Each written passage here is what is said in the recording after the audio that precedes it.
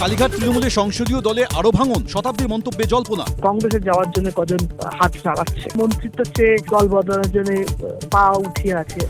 তাসের ঘর তৃণমূল দলের সংখ্যালঘু সেলের রাজ্য সভাপতির পদ থেকে ইস্তফা ইটাহারের বিধায়ক মোশাররফ হোসেনের। বিদ্রোহী শিবিরে যাওয়ার জল্পনা।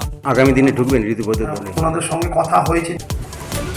আরও বিপাকে অভিষেকের পিএ। জমি জালিয়াতি মামলার মধ্যে এবার সরকারি চাকরির নামে প্রতারণার অভিযোগ। ডেবরা থানায় এফআইআর। নাম জড়ালো ধৃত প্রাক্তন তৃণমূল বিধায়কেরও। পালাবদলের পর খুলছে একের পর এক ফাইল। ছেলের খুনের বিচার চেয়ে মুখ্যমন্ত্রীর কাছে শুটিয়ার বরুণ বিশ্বাসের পরিবার। বরুণ বিশ্বাসের ফাইলটা খোলা হোক এবং একটা সিট গঠন করে দেখ। আন্তর্জাতিক যোগ দিবসে কলকাতায় মহাযোগ। এতদিন এর সঙ্গে রাজ্য সরকার যুক্ত ছিল না, কারণ আমাদের অজানা রাজনৈতিক ন্যারেটিভ তৈরি করার চেষ্টা। আইএনএস দুনাগিরি অগ্রয় সংশোধক।